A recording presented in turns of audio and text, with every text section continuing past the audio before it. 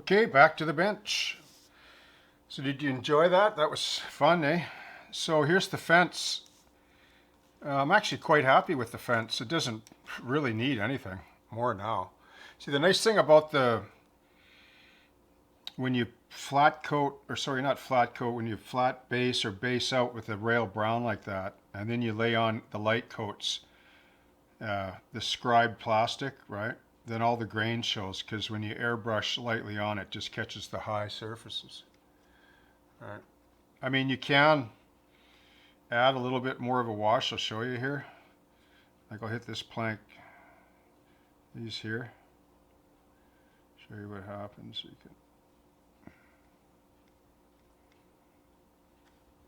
You can do that too, but you can overwork things too. But hey, like I say, it's up to you.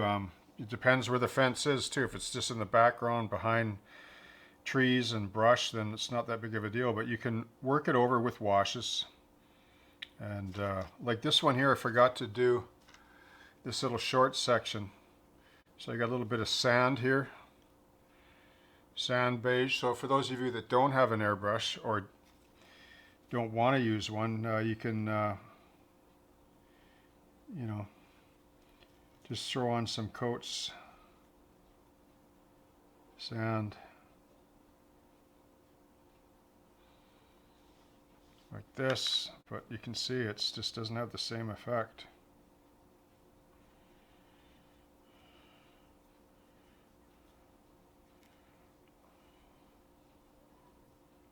Because essentially what happens is the light color goes into the grain, it's reversed, right? It doesn't pop the same way. But you can still do it though, you can manage with a brush as well. Anyway, so yeah, the nice thing about an airbrush is you can model the passage of time very effectively, right? The same with buildings. Rather than having every building looking like it was constructed on the same day regardless of the period, right?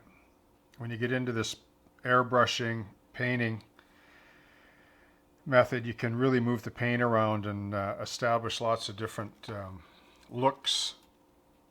Now let's just have a look at the building flat here for a minute or two.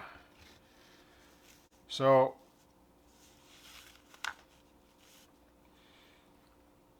right now this is pretty good as it stands, although we're going to hit it with a few washes. But what I want to do first though is I want to put a coat of flat base on it, this X-21. Why would you do that? Well, it gives it another layer of light reflection because it's kind of a flat clear. It actually has a type of talcum powder in it, so it does flatten things down a bit when you get anomalies in the paint and so on. And then it leaves this chalky kind of dust over, like I'm going to show you that. And then when you rub it all away, it leaves a little bit of that sort of chalk. See there? See how it dries? It's all kind of chalky, see? So I'm just going to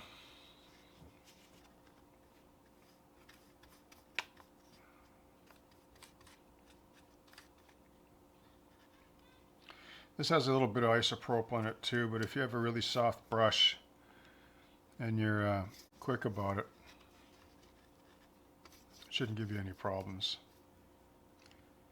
The nice thing about the isopropyl based paint is it does dry really fast. When the alcohol evaporates, it leaves a hardened pigment. So, see, there's some streaking there, see? You know, like some of that's not bad, but you want to be careful with that. I really like the door. I don't want to touch the door. I'm really pleased with the way that mottling and that all varied colors came out. Very pleased with that.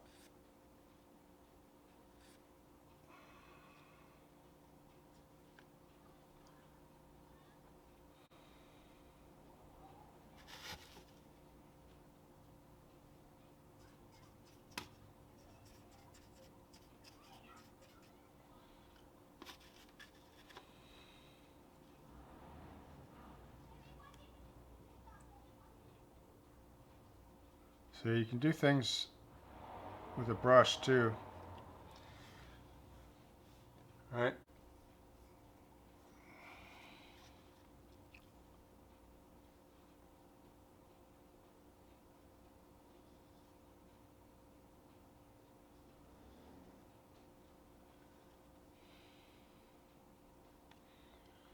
So we'll leave that for now, and we'll go with some of the watercolor. So this flat coat is nice to have. It's another nice medium that you can do effects with. Flat base X-21. Should have that in your paint kit too. So these are the ones that I'm going to use for washes. So these Model Air, you can use them in the airbrush, but I don't airbrush Vallejo because it doesn't react well to isopropyl alcohol. And I'm just comfortable with using the former. But I like using this with water with paintbrushes for doing washes, because when I lay this on, no matter how much I lay this on here, it won't eat through. It won't do this.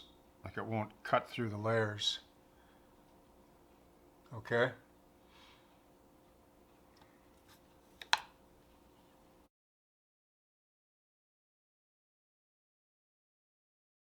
For those of you that are wondering, like, just say you wanted to do like an 8-foot module and you want to have just one big warehouse, right?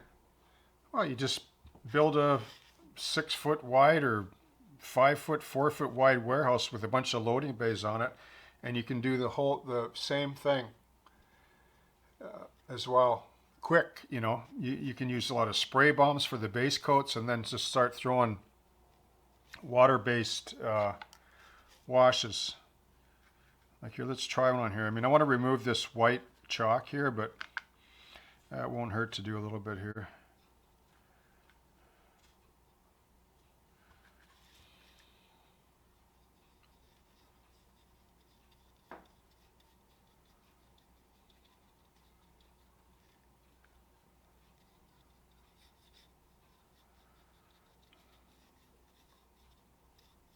See the white chalkiness? You can choose to just stipple that away.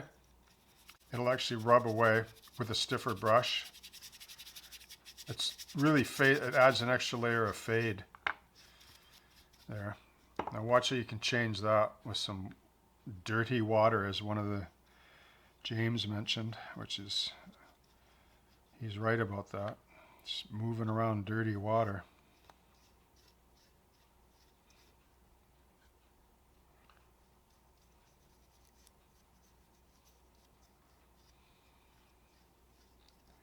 This just adds another dimension.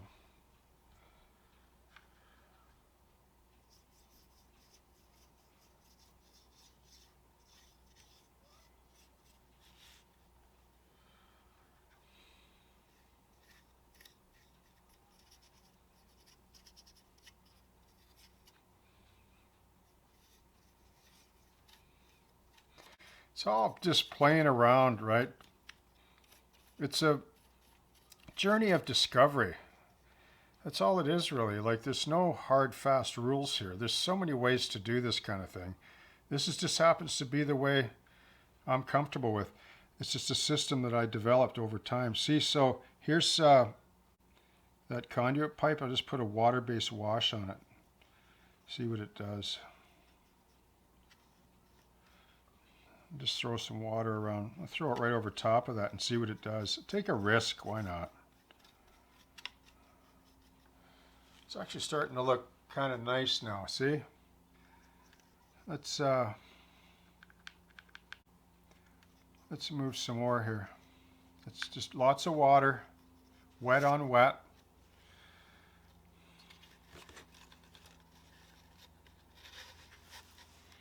Wet on wet. Flood painting, I call it. It's really just a technique that watercolor artists use. Actually, watercolor is the toughest medium to paint on a flat, to do it well. Some people don't like the watercolor genre, but if you see a really good watercolor, they're the hardest. My wife will tell you that. She's an art instructor. Classical arts is her all her studies in academia are in the classical arts, and she's a teacher, instructor, and she'll tell you that doing a really good watercolor is one of the toughest mediums to work with. Oil's easy. I mean, not easy to do something uniquely yours, but it's a really easy medium to work with because it's very forgiving, right? You can wipe it away, but this is very forgiving. Even if you don't like it, you can remove a lot of it too, even with isopropyl alcohol. So the isopropyl alcohol will attack this water-based paint as well, but not as aggressively as Tamiya. You got to really rub it in. But a lot of this look is really a combination of layers and washes and some removal, as I've already demonstrated. And I want to encourage you to try it out because I think you'll be really happy, because a lot of the paint and the washes do all the work for you. That's why they do this in film and theater. Throw dirty water around. That's how they get the look. Because it's fast too, right? Especially if you're doing a larger layout. Like if you really get into this, you'll find that you can really move quick and get some really stunning results in a short period of time. You see how it builds up down here, but you can make it run just like it does in the real world, right? So that's going to, some of this here, when it dries, it's going to shrink back, okay? I'm going to leave that door. I really like that pale door, the way that turned out. Remember how we made the mistakes earlier? And I thought, oh no, we're sort of deliberate, but it turned out better than I expected. That happens all the time when you do this. See this here, this white, the chalky white I painted over starts to do all this oxidized, sun-bleached cracking of paint and so on, right? This here, flat base X-21. Try different layers, man. There's yet so much to be discovered.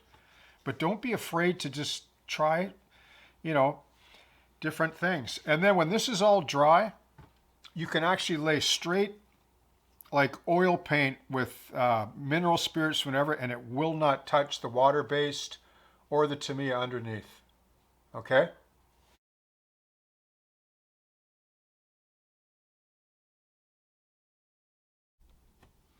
Okay, so here we are at the layout, and we have the finished building flat in place. What I did do just after that bench work last night was I put some black mat board in behind the windows with a layer of evergreen clear for the window glazing. It actually has a green tint to it, but what was most effective was when I sprayed it with Tester's Dull Coat, it knocked the glare. There's this sort of nasty glare on the windows. I mean, at certain angles it looked kind of cool, but a building that's out back like this with rail and dust being kicked up for years on end is, the windows are not going to be clean. So, and it looks better, it fits in better. Little adjustments like that we make, right? And the little green filter in front of the black works really good as well. As I mentioned before, about adding green to black. In every case when you use black, try it. You might like it. It scales the black properly. So you can see all the colors then, just in summary, from the earth and umbers and track are carried up into the fence. These same colors are in here to the fence, and then they're also on the building. So that's what I was talking about continuity, right? Moving the colors around. But that just comes with time. It's all practice. I mean, I have the advantage that I did it as a career, right? But it doesn't mean that anyone else can't learn it, right? Because we're all at different levels. And we all have a signature in the way that we express our creativity through this wonderful medium called model railroading or diorama building, for the armor modelers, wildlife modelers, on and on it goes, right? Paint is an amazing medium, what we can achieve and how we can elevate the immersion factor, especially with trains. When you operate in a scene, you don't need really large scenes if you have a signature scene that you really like and you're happy with. So a couple of minor things that I'll probably add, I'll come and revisit, but I'm going to be moving to the right, is some signage. Like I have some a sign, like some decals, some micro scale decals that have like Valley Fruit, I think will work really well here. on the top there to fill in that negative space a bit. And then I'm going to go with the cold storage signage here. So that'll justify maybe mechanical reefers or something, and you know, flat car look good there too. So yeah, so just in closing, then I'll be moving next down towards the grain elevator and Crush Crescent and Glover Road intersection with the backdrop there. That'll be fun. I've got to just establish that office building partition to help transition the 2D backdrop into the 3D foreground, and I'll probably be going along those kind of directions for content following up. So yeah, so thanks a lot for following along. Thank you all, especially to my new subscribers and the original ones, and all those that just log in to view. Even if you skip through it, that's fine. I just hope that you're getting something from it all as I take you along this journey, right, that we all share and enjoy so much. So thank you for tuning in, and we'll see you soon.